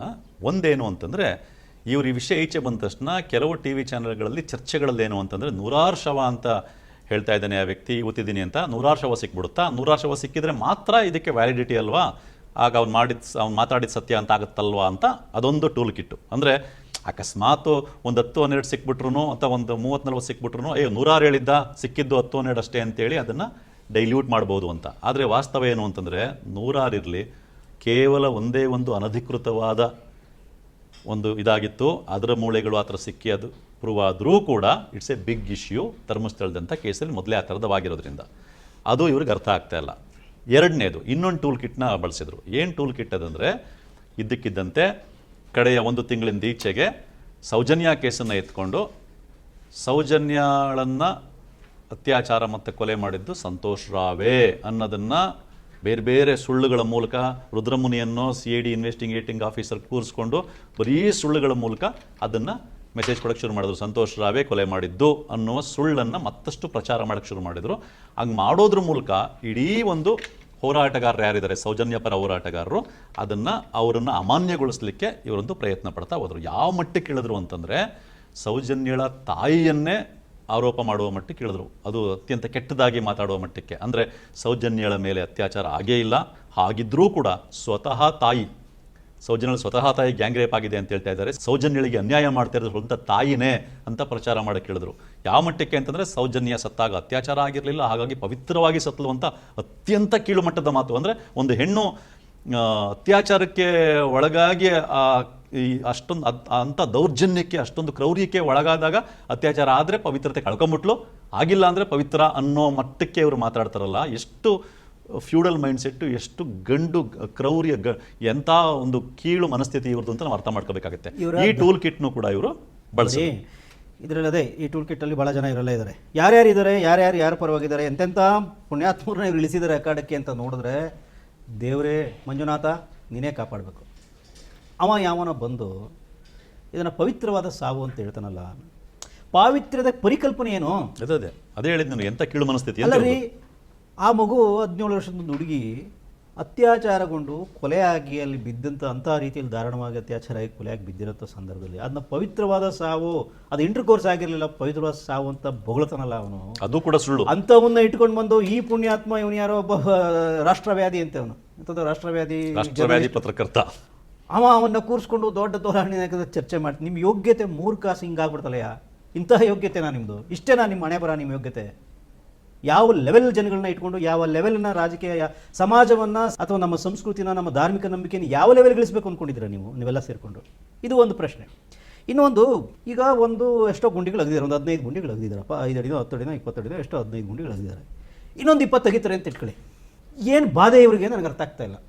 ಈ ವಿಷಯಕ್ಕೆ ಬರೋಣ. ಧರ್ಮಕ್ಕೆ ಇಲ್ಲ, ಇನ್ನೊಂದು 15 20 ಎಷ್ಟು 50 ಆಗಿದ್ದಾರೆ ಅಂತ ಇಟ್ಕೊಳ್ಳೋಣ. ತನಿಖೆ ಆಗಬೇಕು, ಸತ್ಯ ಹೊರಗಡೆ ಬರಬೇಕು, ಕಳಂಕ ತೊಳೆದೋಗ್ಬೇಕು, ಯಾರಿಗೂ ಅನುಮಾನವಿಲ್ಲದಂತೆ ನಾಳೆ ಕಳಂಕ ತೊಳೆದೋಗ್ಬೇಕು. ಎಲ್ಲ ತನಿಖೆ ಸರಿಯಾದ ರೀತಿಯಲ್ಲಿ ಮಾಡಿದ್ರು, ಎಲ್ಲರೂ ಸಹಕಾರ ಕೊಟ್ಟರು, ಏನೂ ಇರಲಿಲ್ಲ, ಇವನು ಯಾರೋ ಹೇಳಿದ್ದು ಮೂರ್ಖ, ಹೇಳಿದ್ದು ತಪ್ಪು, ಅಥವಾ ಒಂದಿನ ದುರುದ್ದೇಶ ಇತ್ತು, ಅದೆಲ್ಲ ಆಗ್ಬಿಡ್ಬೇಕು. ಅವ್ರೆ ಅಗೇಕೆ ಬಿಡ್ತಾ ಇಲ್ವಲ್ರಿ? ಅದೇ ಈ ವಿಷಯಕ್ಕೆ ಬರೋದಾದ್ರೆ, ಆ ವ್ಯಕ್ತಿ ಇಲ್ಲಿಯ ತನಕ ಒಂದು 13+2 ಒಂದು 15 ಸ್ಪಾಟ್ಗಳು ತೋರಿಸಿದ್ದಾನೆ. 2 ಕಡೆ ಮಾತ್ರ ಮೂಳೆಗಳು ಸಿಕ್ಕಿದೆ, ಉಳಿದ ಕಡೆ ಸಿಕ್ಕಿಲ್ಲ. ಜಾಗಗಳಿದಾವೆ ಅಂತ ಹೇಳ್ತಾ ಇದ್ದಾನೆ. ಉಳಿದ ಕಡೆ ಸಿಕ್ಕಿಲ್ಲ. ಈಗ ಇವರೇನು ಮಾಡ್ತಾ ಇದ್ದಾರೆ, 13ನೇ ಸ್ಪಾಟಲ್ಲಿ ಆಗೋದು ಸಿಕ್ಕಲಿಲ್ಲ ಅಂದ ತಕ್ಷಣ ದೊಡ್ಡ ಗಲಾಟೆ ಎಬ್ಬಿಸ್ತಾ ಇದ್ದಾರೆ. ನಿಲ್ಲಿಸಿ, SIT ತನಿಖೆ ನಿಲ್ಲಿಸಿ, ಸ್ಟಾಪ್ ಮಾಡಿಸಿ, ಮತ್ತು ಅವನಿಂದ ಯಾರಿದ್ದಾರೆ ಅವ್ರ ಮೇಲೆ ಕ್ರಮ ತಗೊಳ್ಳಿ, FIR ಹಾಕಿ ಅಂತೆಲ್ಲ ಮಾತಾಡ್ತಾ ಇದ್ದಾರೆ. ಆದರೆ ವಾಸ್ತವ ನಾವು ನೋಡ್ಬೇಕು. ಅಂದರೆ ಈಗೇನು ತೋರಿಸಿದಾನೆ ಅಲ್ಲಿ ಸಿಕ್ಕಿಲ್ಲ ಅಂದ ತಕ್ಷಣ ಅದಾಗೇ ಇಲ್ಲ ಅಂತ ತೀರ್ಮಾನಕ್ಕೆ ಹೆಂಗೆ ಬರೋಕ್ಕಾಗತ್ತೆ? ಯಾಕೆ ಅಂತಂದರೆ, ಆತ ಅಲ್ಲಿ ಇದ್ದಿದ್ದು 11 ವರ್ಷಗಳಿಂದ 2014 ಸ್ಥಳ ಬಿಟ್ಟು ಹೋಗಿದ್ದಾನೆ. ಮತ್ತು 20 ವರ್ಷಗಳಿಂದ, 25 ವರ್ಷಗಳಿಂದ, 15 ವರ್ಷಗಳಿಂದ ಇಂಥ ಅಷ್ಟು ಹಿಂದೆ ಕಾಲದಲ್ಲಿ ಊತಿರ್ತಕ್ಕಂಥ ಶವಗಳು, ಕಾಡಿದೆ, ಕಾಡಿನೂ ಜಾಸ್ತಿ ಆಗಿದೆ, ಕಾಡಿನ ಜಾಗ. ಮತ್ತು ಆತ ಅಲ್ಲೇ ಇದ್ದಿದ್ರೆ ಅವ್ನಿಗೆ ಅಟ್ಲೀಸ್ಟ್ ಆ ಜಾಗದ ಟೊಪೋಗ್ರಫಿ ಏನಿದೆ ಅದ್ರಲ್ಲಿ ಆಗಿರೋ ಬದಲಾವಣೆಗಳು ಅವನಿಗೆ ಗೊತ್ತಾಗಿರ್ತಾ ಇತ್ತು. ಆಗ ಸ್ಥಳ ಆ್ಯಕ್ಯುರೇಟಾಗಿ ಗುರ್ತಿರ್ತಾ ಇತ್ತು. ಕಡೆಯ 11 ವರ್ಷದಿಂದ ಆ ಜಾಗದಲ್ಲಿ ಕೂಡ ಆತ ಇಲ್ಲ. ಹಾಗಾಗಿ ಜಾಗ ತೋರಿಸೋದ್ರಲ್ಲಿ ಇನ್ನೊಂದರಲ್ಲಿ ಹಿಂದೆ ಮುಂದೆ ಆಗೋ ಸಾಧ್ಯತೆಗಳು ದಟ್ಟವಾಗಿರ್ತವೆ. ಮತ್ತು ಜಸ್ಟು 5 ಅಡಿ ಹಿಂದೆ ಮುಂದೆ ಆದ್ರೂ ಜಾಗ ಮಿಸ್ ಆಗುತ್ತೆ. ಈ ರೀತಿ ಇರೋದ್ರಿಂದ 15 ಕಡೆ ತೋರಿಸಿದ್ದೆ, 2 ಕಡೆ ಮಾತ್ರ ಸಿಕ್ತು, ಉಳಿದಿದ್ದ ಕಡೆ ಸಿಕ್ಕಿಲ್ಲ. ಹಂಗಾಗಿ ಇವನು ಹೇಳ್ತಾರೆ ಸುಳ್ಳು ಅನ್ನೋ ತೀರ್ಮಾನಕ್ಕೆ ಬರಕ್ಕೆ ಆಗಲ್ಲ. ಆ ಲೆಕ್ಕದಲ್ಲಿ ಹಂಗೆ ಇವನು ಹೇಳಿದ ಸುಳ್ಳು ಅಂತ ತೀರ್ಮಾನಕ್ಕೆ ಬರಬೇಕಾದ್ರೆ ಏನು ಮಾಡ್ಬೇಕು ಇವರು ಅಂತಂದರೆ, ಗ್ರಾಮ ಪಂಚಾಯತ್ ಹೇಳಿದಾರಲ್ಲ ಅಧಿಕೃತವಾಗಿ 200 ಚಿಲ್ಲರೆ ಶವಗಳನ್ನ ಓದಿಸಿದ್ದೀವಿ. ಆ ಡಾಕ್ಟರ್ ಒಬ್ರು ಹೇಳ್ತಾರಲ್ಲ, ನಾ 20 ಶವ ಅಲ್ಲೇ ಇದು ಮಾಡಿದ್ದೀನಿ, 70 ಶವ ಅಲ್ಲೇ ಪೋಸ್ಟ್ ಮಾರ್ಟಮ್ ಮಾಡಿ ಅಲ್ಲೇ ಓದ್ಬಿಟ್ಟಿದ್ದಾರೆ ಅಂತ, ಅವ್ರನ್ನ ಕರೆಸ್ಬಿಟ್ಟು ಜಾಗ ತೋರ್ಸಪ್ಪ ಅಂತ ಆಗೋದು ಚೆಕ್ ಮಾಡಿ, ಆಗ ಅವ್ರು ಸಿಗುತ್ತಾ ಇವನು ಸಿಗಲ್ವ ಅಂತ ಮಾಡಬೇಕು. ನಂಬರ್ 1. ನಂಬರ್ 2, ಇನ್ನೊಂದು ನೀವು ಇದನ್ನು ಮಾತಾಡ್ತಾ ಇದ್ರಿ. ಈಗ ಇವರು 13ನೇ ಜಾಗದಲ್ಲಿ ಸಿಕ್ಕಲಿಲ್ಲ ಅಂತ ತಕ್ಷಣ ನಿಲ್ಲಿಸಬೇಕು ತನಿಖೆನ ಅಂತ ಹೇಳ್ತಾ ಇದ್ದಾರೆ. ನೀವು ಹೇಳ್ದಂಗೆ ಇನ್ನೊಂದು 10 ದಿನ ತನಿಖೆನ ಮುಂದುವರಿಸ್ಬಿಟ್ರೆ, 10 ದಿವಸ ಅಲ್ಲ ಸ್ವಾಮಿ, 90 ದಿವಸವರೆಗೂ ಅಧಿಕೃತವಾಗಿ, ಕನಿಷ್ಠ ಪಕ್ಷ 90 ದಿವಸದವರೆಗೂ ಅವರಿಗೆ ಅವಕಾಶ ಇರುತ್ತೆ ತನಿಖೆ ಮಾಡಿ ರಿಪೋರ್ಟ್ ಹಾಕ್ಲಿಕ್ಕೆ. ಕಾನೂನು ಪ್ರಕಾರವೇ ಅದು ನಿಜ. ಇವರು ಇಂಟರಿಮ್ 15 ದಿವಸಕ್ಕೆ ಇಂಟರಿಮ್ ರಿಪೋರ್ಟ್ ಕೊಡಿ, ರೀ ಕಾಮನ್ ಸೆನ್ಸ್ ಇದೆಯೇನ್ರಿ? ಇಂಟರ್ವ್ಯೂಮ್ ರಿಪೋರ್ಟ್ ನಿಮ್ಗೆ ಏನಯ್ಯ ಪ್ರಾಬ್ಲಮ್ಮು? ಇನ್ನೊಂದು ತೆಗಿತಾ ಇದ್ದಾರೆ, ಮಳೆ ಸುರಿತಾ ಇದೆ, ರಾಡಾರ್ದು ಎಂಥದೋ ಒಂದು ಮಿಷಿನ್ ತಂದಿದ್ದಾರೆ GPR, ಅದು ಕೆಲಸ ಮಾಡ್ತಾ ಇಲ್ಲ, ಮಳೆ ಸುರಿತಾ ಇರೋ ಕಾರಣ ತೇವಾಂಶ, ನೀರು ಗುಂಡಿ 4 ಕಡೆ ತೆಗೆದ್ರೆ 4 ಕಡೆ ನೀರು ತುಂಬಿಕೊಳ್ಳುತ್ತೆ, ಅದೆಲ್ಲ ನಮ್ಗೆ ಗೊತ್ತಿರೋ ವಿಷಯ. ನೀರು ತುಂಬಿಕೊಳ್ಳುತ್ತೆ, ಅದು ರಾಡಾರ್ GPR ಸಿಸ್ಟಮ್ ಕೂಡ ಕೆಲಸ ಮಾಡ್ತಾ ಇಲ್ಲ. ಈ ಥರದ್ದೆಲ್ಲ ಪ್ರತಿಕೂಲ ಪರಿಸ್ಥಿತಿಯಲ್ಲೂ ಕೂಡ SIT ಅಧಿಕಾರಿಗಳು, ಆ ಕಾರ್ಮಿಕರು ಎಲ್ಲ ಸೇರಿ ಕೆಲಸ ಮಾಡ್ತಾ ಇದ್ದಾರೆ, ನಾವು ನೋಡ್ತಾ ಇದ್ದೀವಿ. ನೀವಿಲ್ಲಿ ಕೂತ್ಕೊಂಡು AC-ಯಲ್ಲಿ ಆರಾಮಾಗಿ, ನಿಮಗೇನು ಬಾಧೆ?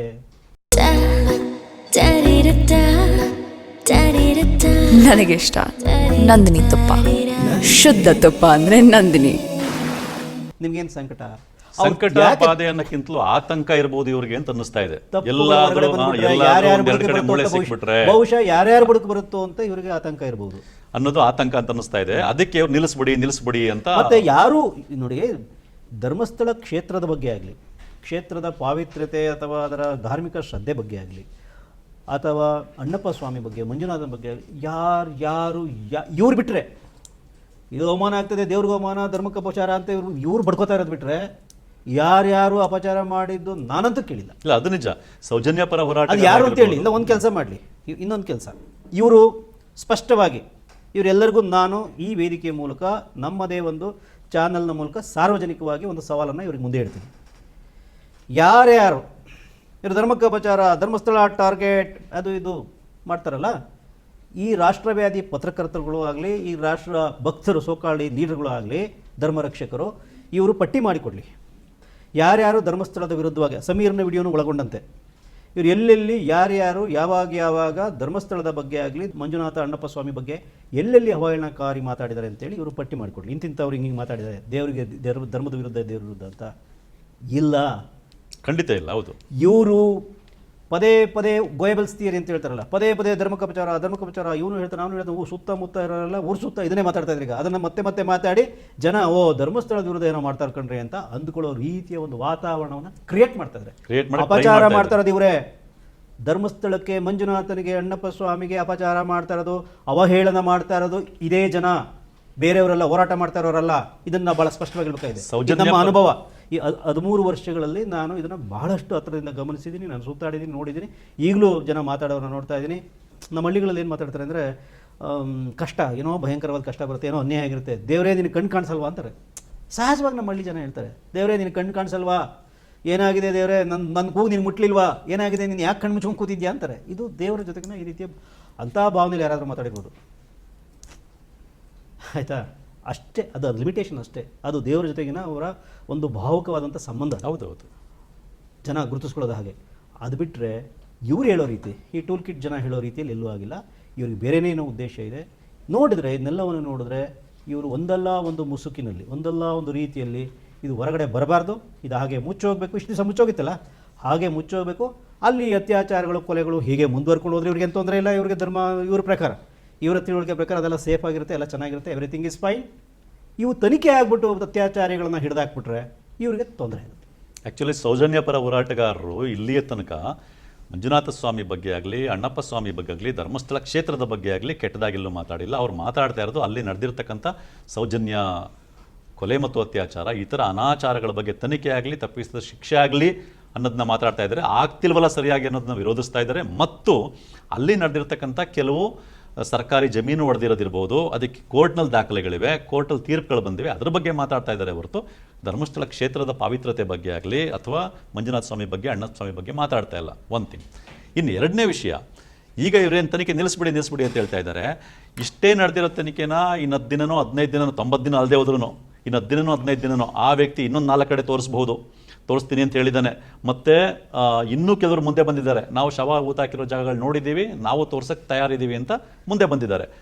ಇನ್ನೊಂದು 10-15 ದಿನ ಮುಂದೆ ತನಿಖೆ ನಡೆಸಿ ಆ ರೀತಿ ಈ ವ್ಯಕ್ತಿ ಇನ್ನೂ ತೋರಿಸಬಹುದಾದ ಜಾಗಗಳು, ಮತ್ತು ಇನ್ನೊಂದು 3-4 ಜನ ಏನು ಹೇಳಿದ್ದಾರೆ ನಾವು ತೋರಿಸ್ತೀವಿ ಅಂತ, ಆ ಜಾಗಗಳನ್ನು ಎಕ್ಸುಮೇಷನ್ ಮಾಡಿ ಇದೆಯಾ ಇಲ್ವಾ ಅಂತ ನೋಡಿಬಿಟ್ರೆ ಆಗ ಅದು ಧರ್ಮಸ್ಥಳಕ್ಕೆ ನಿಜವಾಗ್ಲೂ ಕೊಡಬಹುದಾದ ನ್ಯಾಯವೇ ಹೊರತು ಇವ್ರು ಹೇಳ್ತಾ ಇದ್ರಲ್ಲ ತನಿಖೆ ನಿಲ್ಲಿಸ್ಬಿಟ್ರೆ, ಇವ್ರು ಹೇಳ್ತಾರೆ ತನಿಖೆ ನಿಲ್ಲಿಸಿದ್ರೆ ಜನರ ಮನಸ್ಸಿನಲ್ಲಿ ಅನುಮಾನ ಆಗೇ ಉಳ್ಕೊಳ್ಳುತ್ತೆ. ಅದು ಧರ್ಮಸ್ಥಳಕ್ಕೆ ನಿಜಕ್ಕೂ ಮಾಡಬಹುದಾದ ಅಪಚಾರ ಇವ್ರು. ಹಾಗಾಗಿ ನಾವು ಅತ್ಯಂತ ಸ್ಪಷ್ಟವಾಗಿ ಕೇಳಬೇಕಾಗಿರೋದು, ಸರ್ಕಾರನ ಕೇಳಬೇಕಾಗಿರೋದಷ್ಟೇ, BJPಯವರು ಏನು ನಡ್ಕೊಂಬಂದಿದ್ದಾರೆ, ಏನು ಮಾಡ್ಕೊಂಬಂದಿದ್ದಾರೆ, ಅವ್ರ ಉದ್ದೇಶ ಅತ್ಯಂತ ಸ್ಪಷ್ಟವಾಗಿದೆ. ಇಲ್ಲಿ ತನಕ ನಡ್ಕೊಂಬಂದಿರೋದು ಮೊದಲಿಂದನೂ ಅಷ್ಟೇ, ಈಗ SIT ರಚನೆ ಆದಮೇಲೂ ಅಷ್ಟೇ, ಹಾಗಾಗಿ ಸರ್ಕಾರ ಇದಕ್ಕೆ ಬಗ್ಗದೆ, ಈ ಬೆದರಿಕೆಗೆ ಬಗ್ಗದೆ ಜನಪರವಾಗಿ ನಿಂತ್ಕೊಳ್ಬೇಕು, ಸೌಜನ್ಯಗಳ ಪರವಾಗಿ ನಿಂತ್ಕೋಬೇಕು. ಹಾಗಾಗಿ ಈ ತನಿಖೆಯನ್ನು ಇವ್ರು ಹೇಳ್ತಾ ಇದ್ದಾರೆ ಅಂತ ಈಗಲೇ ನಿಲ್ಲಿಸ್ದೇನೆ ಕನಿಷ್ಠ ಇನ್ನಕ್ಕೆ ಎಷ್ಟು ಜಾಗಗಳು ತೋರಿಸ್ತಾನೋ ಆತ ಮತ್ತು ಬೇರೆಯವರು ಎಷ್ಟು ಜಾಗ ತೋರಿಸ್ತಾರೋ ಅದನ್ನು ಚೆಕ್ ಮಾಡೋ ತನಕನಾದರೂ ತನಿಖೆನ ಮುಂದುವರಿಸಲೇಬೇಕು. ಕರ್ನಾಟಕ ರಾಜ್ಯ ಸರ್ಕಾರಕ್ಕೆ ಮುಖ್ಯಮಂತ್ರಿ ಸಿದ್ದರಾಮಯ್ಯ ಅವರುಗಳು ಬಂದಂತ ನಾನೊಂದು ಮನವಿ ಮಾಡೋದಿಷ್ಟೇ, ಇವರ ಅಬ್ಬರಕ್ಕೆ ನೀವು ಕಿವಿ ಕೊಡಬೇಡಿ. ಯಾಕೆ ಅಂದರೆ ಇದು ಕಾನೂನಿನ ನ್ಯಾಯಾಲಯಗಳ ಬಾಗಿಲು ತಟ್ಟುತ್ತೆ, ಸುಪ್ರೀಂ ಕೋರ್ಟ್ಗೆ ಹೋಗುತ್ತೆ ಕೇಸು. ನೀವೇನೋ ಆಯಿತು ಇವರೆಲ್ಲ ಭಾಳ ಗಲಾಟೆ ಮಾಡ್ತಾಯಿದ್ರೆ ಅದೆಲ್ಲೋ ಮೂಳೆ ಸಿಕ್ಕಲಿ, ಕಡಿಮೆ ಸಿಕ್ಕಿದ್ವು, ಜಾಸ್ತಿ ಸಿಕ್ಕಿದ್ವು ಅಂತೇಳಿ ನೀವು ನಿಲ್ಲಿಸ್ತೀರಿ ಅಂತ ಇಟ್ಕೊಳ್ಳಿ. It will go to supreme court. Supreme court ಇದೆಲ್ಲ ಸುಪ್ರೀಂ ಕೋರ್ಟ್ಗೆ ಹೋಗಿದೆ ಆಲ್ರೆಡಿ. ಈ ವಿಷಯ ಮತ್ತೆ ಸುಪ್ರೀಂ ಕೋರ್ಟ್ಗೆ ಹೋಗುತ್ತೆ. ಅರ್ಧದಲ್ಲಿ ಇಷ್ಟೆಲ್ಲ ಹೇಳಿದ್ದಾಗ್ಯೂ ಯಾಕಪ್ಪ ನಿಲ್ಲಿಸಿದ್ರಿ ಅಂದರೆ ಇವ್ರು ಎಕ್ಸ್ಪ್ಲೈನ್ ಮಾಡಬೇಕಲ್ಲ. ಇವರೆಲ್ಲ ಗಲಾಟೆ ಮಾಡಿಬಿಟ್ರು ಸ್ವಾಮಿ, ಧಾರ್ಮಿಕ ಭಾವನೆಗಳು ಅದು ಇದು ಕೂಗಾಡ್ಬಿಟ್ರು, ಹಂಗಂಗೆ ನಿಲ್ಲಿಸಿದ್ವಿ ಅಂತ ಹೇಳೋಕ್ಕಾಗತ್ತಾ? ರಾಜ್ಯ ಸರ್ಕಾರ ಟೀಕೆಗಳಿಗಾಗುತ್ತೆ. ಅದರ ಇನ್ವಾಲ್ವ್ ಆಗಿರ್ತಕ್ಕಂಥ ಲಾಯರ್ಗಳು ಎಲ್ಲರಿಗೂ ಗೊತ್ತು, ಅವರು ಬಹಳ ಗಂಭೀರವಾಗಿ ಈ ವಿಷಯದಲ್ಲಿದ್ದಾರೆ. ಅವರು ನುರಿತ ಲಾಯರ್ಗಳು, ಅವ್ರದ್ದೇ ಅಂತ ರೆಪ್ಯುಟೇಷನ್ ಇದೆ. ಸುಪ್ರೀಂ ಕೋರ್ಟ್ಗೆ ಡೆಫಿನೆಟ್ಲಿ ಹೋಗುತ್ತೆ. ಮತ್ತು ಇನ್ನೊಂದೇನು ಅಂತಂದರೆ, ಈಗ ಧರ್ಮಸ್ಥಳದ ಬಗೆಗಿನ ಧಾರ್ಮಿಕ ಭಾವನೆ, ನಂಬಿಕೆ ಏನಿದೆ ಅದನ್ನು ಉಳಿಸಬೇಕಾಗಿರೋದು ರಾಜ್ಯ ಸರ್ಕಾರದ ಕರ್ತವ್ಯ ಕೂಡ. ಈಗ ಇಲ್ಲಿ ಸರ್ಕಾರ, ಕಾಂಗ್ರೆಸ್ ಪಕ್ಷ ಅಧಿಕಾರದಲ್ಲಿದೆ, ಅವ್ರ ಕರ್ತವ್ಯ ಕೂಡ ಆಗಿದೆ. ಇವರು ನಡ್ಕೊಳ್ತಾ ಇರೋ ರೀತಿ ಬಿಜೆಪಿ ಅವ್ರು ಏನಿದೆ ಅಂತಂದ್ರೆ ನಿಜಕ್ಕೂ ಧರ್ಮಸ್ಥಳಕ್ಕೆ ಅಪಚಾರ ಆಗೋ ರೀತಿ ನಡ್ಕೊಳ್ತಾ ಇದ್ದಾರೆ. ತನಿಖೆ ಕಂಪ್ಲೀಟ್ ಆಗಿ 10 ದಿನ ಆಗಲಿ, 15 ದಿನ ಆಗಲಿ, 20 ದಿನ ಆಗಲಿ, ಎಲ್ಲ ಕಡೆನೂ ತನಿಖೆ ಮಾಡಿ ಅಕಸ್ಮಾತ್ ಸಿಕ್ಕಿದ್ರೆ ಅಲ್ಲಿ ಯಾರು ಅಪರಾಧಿಗಳು ಶಿಕ್ಷೆ ಆಗುತ್ತೆ, ಸಿಕ್ಕಲಿಲ್ಲ ಅಂತಂದ್ರೆ ಈ ಸುಳ್ಳು ಅಂತಾಗುತ್ತೆ. ಆಗ ನಿಜವಾದ ಅಪಚಾರ ಕಳೆದಂಗಾಗ್ತದೆ. ಧರ್ಮಸ್ಥಳಕ್ಕೆ ಬಂದಿರತಕ್ಕಂಥ ಸಣ್ಣ ಕಳೆದಂಗಾಗ್ತದೆ. ಆ ಕಳಂಕ ಹೋಗುವಂತೆ ಮಾಡುವ ಜವಾಬ್ದಾರಿ ಸರ್ಕಾರದ ಮೇಲೆ ಇರೋದ್ರಿಂದ ಅವರು ಇವರ ಬೆದರಿಕೆಗೆ ಹೆದರಿ ಈ ತನಿಖೆನ ನಿಲ್ಲಿಸಬಾರದು, ಈ ತನಿಖೆನ ಮುಂದುವರಿಸಬೇಕು ಅನ್ನೋದು ಸಮಸ್ತ ಕನ್ನಡಿಗರ ಒಂದು ಆಗ್ರಹ. ಈಗ ನೋಡಿ, ಈಗ ನಿನ್ನೆ ಮೊನ್ನೆ ನಡೆದಂಥ ಬೆಳವಣಿಗೆಗಳಲ್ಲಿ ಭಾಳ ಕೆಲವು ಇಂಪಾರ್ಟೆಂಟ್ ಬೆಳವಣಿಗೆಗಳಾಗಿದೆ. ಹೊಸ ದೂರುದಾರರು ಬಂದರು ಮತ್ತು ಒಬ್ಬ ಅಣ್ಣ ಬಂದಿದ್ದಾನೆ. 13 ವರ್ಷಗಳ ಹಿಂದೆ ನನ್ನ ತಂಗಿ ಧರ್ಮಸ್ಥಳಕ್ಕೆ ಹೋಗಿದ್ದಳು, ಬಂದಿಲ್ಲ ವಾಪಸ್ಸು. ಅವಳು ಯಾರ ಜೊತೆಗೆ ಹೋದ್ಲು ತಂಗಿ ಅಂತಲೂ ಹೇಳಿದ್ದಾನೆ. ಆ ತಂಗಿ ಹೋಗಿದ್ದು ಇಂಥ ವ್ಯಕ್ತಿಯ ಜೊತೆಗೆ. ಆ ವ್ಯಕ್ತಿ ಇದ್ದಾರೆ, ಅವ್ರು ಇನ್ನೂ ಜೀವಂತವಾಗಿದ್ದಾರೆ. ವ್ಯಕ್ತಿಯ ಜೊತೆಗೆ ನನ್ನ ತಂಗಿ ವಾಪಸ್ ಊರು ಬಂದಿಲ್ಲ, ನಾಪತ್ತೆ. ಇದನ್ನು ದಯವಿಟ್ಟು SIT ಮುಂದೆ ಹೋಗಿದ್ದಾರೆ ಮನುಷ್ಯ. ಕಂಪ್ಲೇಂಟ್ ಕೊಟ್ಟಿದ್ದಾನೆ, ಅಫಿಷಿಯಲಿ ಇಲ್ವಾ ಗೊತ್ತಿಲ್ಲ. ಬಂದು ಅಪ್ರೋಚ್ ಆಗಿರೋದಂತ ಗೊತ್ತಾಯಿತು, ವಿಷಯ ಗೊತ್ತಿದೆ. ಇದು ಒಂದು. ಪದ್ಮಲತಾಳ ಅಕ್ಕ ಕಂಪ್ಲೇಂಟ್ ಕೊಟ್ಟಿದ್ದಾರೆ SITಗೆ ಹೋಗಿ. ನನ್ನ ತಂಗಿ ಕೇಸ್ನ ಕ್ಲೋಸ್ ಮಾಡಿಬಿಟ್ಟಿದ್ದಾರೆ. ನ್ಯಾಯಾಲಯದಲ್ಲಿ ವಿಚಾರಣೆ ನಡೆದಿಲ್ಲ. ಯಾಕೆಂದರೆ ಪತ್ತೆಯಾಗದ ಪ್ರಕರಣ ಅಂತ ರಿಪೋರ್ಟ್ ಹಾಕಿ, ಕ್ಲೋಜರ್ ರಿಪೋರ್ಟ್ ಹಾಕಿ ಮುಗಿಸ್ಬಿಟ್ರು. ಅಪರಾಧಿಗಳು ಯಾರು ಅನ್ನೋದು ನಮ್ಗೆ ಯಾರಿಗೂ ಗೊತ್ತಿಲ್ಲ. ಗೊತ್ತಿದ್ರೆ ನಾವು ನೇರವಾಗಿ ಹೇಳ್ಬೋದು, ನಮಗೆ ಯಾವುದೇ ಅಡ್ಡಿ ಆತಂಕ ಇಲ್ಲ. ಗೊತ್ತಿಲ್ಲ, ನಮ್ಮ ಹತ್ರ ಸಾಕ್ಷ್ಯ ಆಧಾರಗಳಿಲ್ಲ. ಸೊ ಈಗ ಇವತ್ತು ಬೆಳಿಗ್ಗೆ ಆ ಅನಾಮಿಕ ಭೀಮಾ ಏನಿದೆ, ಮಾಸ್ಕ್ ಮ್ಯಾನ್ ಭೀಮಾ ಏನಿದ್ದಾನೆ, ಮಾಸ್ಕ್ ಮ್ಯಾನ್ ಭೀಮಾ ಮೀಡಿಯಾಗಳಿಗೆ ಭಾಳ ಸ್ಪಷ್ಟವಾಗಿ ಮಾತಾಡಿದ್ದಾನೆ. ಇಂಡಿಯಾ ಟುಡೇಗೆ ಕೊಟ್ಟಂಥ ಒಂದು ಸಂದರ್ಶನದಲ್ಲಿ, ಎಕ್ಸ್ಕ್ಲೂಸಿವ್ ಸಂದರ್ಶನದಲ್ಲಿ ಅವ ಸ್ಪಷ್ಟವಾಗಿ ಹೇಳಿದ್ದಾನೆ, ಕನ್ಫ್ಯೂಸ್ ಆಗ್ತಾ ಇದೆ, ನಾನು ಅವಾಗ ಹೋದಾಗಿರೋ ಪರಿಸ್ಥಿತಿ ಈಗ ಕಾಣ್ತಾ ಇಲ್ಲ, ಕಾಡು ದಟ್ಟವಾಗಿದೆ, ಮತ್ತೆ ಕೆಲವು JCB ಕೆಲಸಗಳು ಎಲ್ಲ, ಕನ್ಸ್ಟ್ರಕ್ಷನ್ ಕೆಲಸ ಅಲ್ಲೆಲ್ಲ ಮಾಡೋದು ಕಾಣಿಸ್ತಾ ಇದೆ, ಕನ್ಫ್ಯೂಸ್ ಆಗ್ತಾಯಿದೆ. ಮೊದಲು ಇದ್ದಾಗ ಹಿಂದೆ ನೋಡಿದಾಗ ಆಗ ಈ ರೀತಿ ಇರಲಿಲ್ಲ, ಈಗ ಇದೆಲ್ಲ ಬದಲಾವಣೆ ಆಗ್ತಾಯಿದೆ, ಕನ್ಫ್ಯೂಸ್ ಆಗ್ತಾ ಇದೆ ನನಗೆ. ಇದು ಈ ಸಹಜವಾದ ಪ್ರಶ್ನೆನ, ಇದು ನಾಟಕನ? 11 ವರ್ಷಗಳಲ್ಲಿ, 15 ವರ್ಷಗಳಲ್ಲಿ ಈ ಜಾಗದಲ್ಲಿ ಬದಲಾವಣೆಗಳಾಗಿಲ್ವಾ? ಅಲ್ಲಿ 15-20 ಆಳದ ಗುಂಡಿ ಇತ್ತು, ತಗ್ಗು ಪ್ರದೇಶ ಇದ್ದಿದ್ದ ಜಾಗದಲ್ಲಿ ಈಗ ಸಮತಟ್ಟಾಗಿದೆಯಲ್ಲ, ಅದು ಉದ್ದೇಶಪೂರ್ವಕವಾಗಿ ಮಾಡಿದ್ರು, ಯಾವುದೋ ಕನ್ಸ್ಟ್ರಕ್ಷನ್ ಮಾಡಿದ್ರು, ಮಳೆಯಿಂದ ಬಂದು ನೀರು ತುಂಬ್ಕೊಂತ, ಒಟ್ಟು ಅದು ಸಮತಟ್ಟಾಗಿದೆ, ಕನ್ಫ್ಯೂಷನ್ ಆಗ್ತಾ ಇದೆ. ಈ ಒಂದು ಸಾಧ್ಯತೆಯನ್ನು ಕೂಡ ಅವನು ಇವತ್ತು ಇದರಲ್ಲಿ ಮಾತಾಡಿದ್ದಾನೆ ಸ್ಪಷ್ಟವಾಗಿ. ನನ್ನ ಜೊತೆಗೆ ಯಾರ್ಯಾರಿದ್ರು ಅಂತ ಅವ್ರ ಹೆಸರೆಲ್ಲ ಹೇಳಿದ್ದಾನೆ. ಕೆಲವರು ಇಂತಿಂಥವ್ರಿದ್ರು, 3-4 ಹೆಸರು ಹೇಳಿದ್ದಾನೆ. ನಾವೀಗ ಅಸಂಬದ್ಧ ಅದನ್ನು ಚರ್ಚೆ ಮಾಡ್ತಾ ಕೊಡೋದು ಬೇಡ. ಸೊ ಈ ಬೆಳವಣಿಗೆ ಆಗಿದೆ. ಈ ಮಹಾನುಭಾವರು ಅದನ್ನು ಪರಿಗಣನೆಗೆ ತಗೋಬೇಕು. ಇವ್ರಿಗೆ ಕಿವಿ, ಅಂತಃಕರಣ ಶುದ್ಧಿ ಇದ್ದರೆ, ಮನಸ್ಸು ಸ್ಪಷ್ಟವಾಗಿ ಕಿವಿ ಕಣ್ಣು ಏನು ನೋಡುತ್ತೋ ಅದನ್ನೆಲ್ಲ ತಗೊಂಡು ಸರಿಯಾದ ರೀತಿಯಲ್ಲಿ ಸತ್ಯವನ್ನು ವಿಶ್ಲೇಷಣೆ ಮಾಡೋ ಒಳ್ಳೆ ಬುದ್ಧಿ ಇದ್ದರೆ, ಹೌದಾ, ಅದನ್ನು ಪರಿಗಣಿಸಬೇಕು. ಹೌದು, 15 ವರ್ಷದಲ್ಲಿ ಸಾಕಷ್ಟು ಬದಲಾವಣೆ ಆಗಿದೆ. ನಮ್ಮ ಪಾರ್ಕಿಂಗ್ ಜಾಗದಲ್ಲಿ ಗಾಡಿ ಬಿಟ್ಟರೆ ಮತ್ತು ವಾಪಸ್ ಬರುವಾಗ ನಾವು ಅಲ್ಲೇ ಹುಡುಕಾಡ್ತಾ ಇರ್ತೀವಿ, ಗೊತ್ತಾ? ಇದು ಸಹಜವಾಗಿ. ಹಾಗಿರುವಾಗ 15 ವರ್ಷದ ಕಾಡಲ್ಲಿ ಅಲ್ಲಾಕಿದ್ರೆ ಕರೆಕ್ಟಾಗಿ ಎಕ್ಸಾಕ್ಟಾಗಿ ಅದೇ 6 ಅಡಿ 3 ಅಡಿ ಹುಡುಕಬೇಕು ಅನ್ನೋದು ಆಗೋ ಕೆಲಸ ಅಲ್ಲ. ಅವನು ಹೇಳ್ಬೋದು ನಾನು ಕರೆಕ್ಟಾಗಿ ಗೊತ್ತು ಅಂತ, ನಾವು ನಂಬೋ ಕೆಲಸ ಅಲ್ಲ. ಅದು ಎಲ್ಲೋ ಇರ್ಬೋದು, ಆಚೀಚೆ ಸ್ವಲ್ಪ ಆಚೀಚೆ ಹುಡುಗಿದ್ರು ಯಾರ ಏನು ತೊಂದರೆ, ಯಾವ ಧರ್ಮಕ್ಕೂ ಅಪಚಾರ ಆಗಲ್ಲ. ನಮಗೂ ಧರ್ಮ ಗೊತ್ತು, ನಾವು ಧರ್ಮದ ಅನುಯಾಯಿಗಳು, ಧರ್ಮದ ಗ್ರಂಥಗಳನ್ನ ಓದಿದ್ದೀವಿ, ಯಾವ ಕಾನೂನನ್ನು ಓದಿದ್ದೀವಿ, ನಮಗೆ ಇದರಿಂದ ಯಾವ ಅಪಚಾರನೂ ಆಗಲ್ಲ. ಇವ್ರಿಗೆ ಒಳಗಡೆ ಏನೋ ಬೇರೆ ಇದೆ. ಸೊ ಹಾಗಾಗಿ ಇವರ ಮಾತುಗಳನ್ನು ಪರಿಗಣನೆಗೆ ತೆಗೆದುಕೊಳ್ಳದೆ ಈ ಎಲ್ಲ ಒಂದು ಪಾಸಿಬಿಲಿಟೀಸ್ನ ಗಮನದಲ್ಲಿಟ್ಟುಕೊಂಡು ರಾಜ್ಯ ಸರ್ಕಾರ, ಮಾನ್ಯ CM ಸಿದ್ದರಾಮಯ್ಯನವರು ಈ ತನಿಖೆಯನ್ನು ಮುಂದುವರಿಸಬೇಕು. ಇವರ ಈ ಥರದ ಪ್ರೆಷರ್ ಟ್ಯಾಕ್ಟಿಕ್ಸು, ಈ ಥರದ ಹಿಡಿಗಳಿಗೆ ಸೊಪ್ಪು ಹಾಕಬಾರ್ದು. ಇಲ್ಲ ಅಂದರೆ ನಾಳೆ ಇವರು ಹೋಗಿ ಸುಪ್ರೀಂ ಕೋರ್ಟ್ನ ಎದುರುಗಡೆ ತಲೆ ತಗ್ಗಿಸಿ ಕೈ ಕಟ್ಟಿ ನಿಂತ್ಕೊಳ್ಬೇಕಾಗತ್ತೆ. ಯಾವ ಕಾರಣಕ್ಕೆ ತನಿಖೆ ನಿಲ್ಲಿಸಿದ್ವಿ, ಏನು ಕನ್ಕ್ಲೂಷನ್ ಬಂತು, 15 ದಿವಸದಲ್ಲಿ ಏನಾದರೂ ತನಿಖೆ ನಿಲ್ಲಿಸಿದ್ವಿ ಅಂತಂದರೆ ಅಥವಾ ತೋಡೋದನ್ನ ನಿಲ್ಲಿಸಿದ್ವಿ ಅಂತಂದರೆ ವಾಟ್ ಡಸ್ ಇಟ್ ಮೀನ್? ಯಾವ ರೀತಿಯ ಒಂದು ಮೆಸೇಜನ್ನು ದೇಶದ ಜನರಿಗೆ ಕೂಡ ಕೊಟ್ಟಿದ್ದೀರಿ ನೀವು? ಯಾವ ರೀತಿಯ ಪ್ರೆಸಿಡೆಂಟ್ ಕರ್ನಾಟಕ ಇಡೀ ದೇಶದ ರಾಜ್ಯ, ದೇಶ, ಅಂತಾರಾಷ್ಟ್ರೀಯ ಮಟ್ಟದಲ್ಲಿ ಅಪಖ್ಯಾತಿಯನ್ನು ಪಡ್ಕೊಳ್ಳುತ್ತೆ. ಜನ ಆಡ್ಕೊಂಡೋಗ್ತಾರೆ ನಿಮ್ಮ ತನಿಖಾ ವ್ಯವಸ್ಥೆನ. ದಯವಿಟ್ಟು ಇದನ್ನು ಅರ್ಥ ಮಾಡ್ಕೊಳ್ಳಿ. ಸರಿಯಾದ ರೀತಿಯಲ್ಲಿ ಸಮಗ್ರವಾದ ತನಿಖೆ ಆಗಲಿ, ಸತ್ಯ ಹೊರಗಡೆ ಬರಲಿ, ತಪ್ಪು ಯಾರ್ದು ಅನ್ನೋದು ಹೊರಗಡೆ ಬರಲಿ, ಧರ್ಮಸ್ಥಳ ಶುದ್ಧಿಯಾಗಲಿ. ಸೊ ಒಟ್ಟಾರೆಯಾಗಿ ರಾಜ್ಯ ಸರ್ಕಾರ SIT ಏನು ರಚನೆ ಮಾಡ್ತು, ನಿಜಕ್ಕೂ ಒಳ್ಳೆ ಕೆಲಸ ಮಾಡಿದೆ. ಆದರೆ ಈಗ BJPಯವರ ಒತ್ತಡಕ್ಕೆ ಮಣಿದು ಅದರಿಂದ ಹಿಂದೆ ಸರಿದ್ರೆ, ತನಿಖೆನ ಅರ್ಧದಲ್ಲೇ ನಿಲ್ಲಿಸಿದ್ರೆ ಅದು ಧರ್ಮಸ್ಥಳಕ್ಕೆ ಮತ್ತು ಧರ್ಮಸ್ಥಳದ ಬಗ್ಗೆ ಜನರಿಗೆ ಇರ್ತಕ್ಕಂಥ ಧಾರ್ಮಿಕ ನಂಬಿಕೆಗೆ ನಿಜಕ್ಕೂ ಅಪಚಾರ ಮಾಡ್ದಂಗೆ ಆಗ್ತದೆ. ಹಾಗಾಗಿ ಅವರ ಹುನ್ನಾರಕ್ಕೆ ಬಲಿಯಾಗದೆ ರಾಜ್ಯ ಸರ್ಕಾರ ಈ ತನಿಖೆಯನ್ನು ಮುಂದುವರಿಸಬೇಕು, ನಿಲ್ಲಿಸಬಾರ್ದು ಮತ್ತು ಸತ್ಯ ಹೊರಬರಲಿಕ್ಕೆ ಸಹಕರಿಸಬೇಕು, ಬೆಂಬಲ ಕೊಡಬೇಕು. ಮತ್ತು ಇದರ ಮೂಲಕ ಧರ್ಮಸ್ಥಳದ ಬಗ್ಗೆ ಒಂದು ಧಾರ್ಮಿಕ ನಂಬಿಕೆ ಏನಿದೆ ಜನರಲ್ಲಿ, ಅದು ಮತ್ತೆ ಯಾವುದೇ ಅನುಮಾನಕ್ಕೆ ಇಲ್ಲದೆ ನೆಲೆಗೊಳ್ಳುವಂತೆ ಮಾಡುವಲ್ಲಿ ಸಹಕರಿಸಬೇಕು. ಇದು ರಾಜ್ಯ ಸರ್ಕಾರದ ಕರ್ತವ್ಯ ಮತ್ತು ಸಮಸ್ತ ಕನ್ನಡಿಗರ ಆಗ್ರಹ. ನಮಸ್ಕಾರ. ಮತ್ತಷ್ಟು ವಿಶೇಷ ವಿಡಿಯೋಗಳನ್ನು ನೋಡಲು ಮತ್ತು ಹೊಸ ವಿಡಿಯೋಗಳ ಬಗ್ಗೆ ತಿಳಿಯಲು ಈ ದಿನ .com ಯೂಟ್ಯೂಬ್ ಚಾನೆಲ್ ಸಬ್ಸ್ಕ್ರೈಬ್ ಮಾಡಿ ಮತ್ತು ಬೆಲ್ ಐಕಾನ್ ಕ್ಲಿಕ್ ಮಾಡಿ.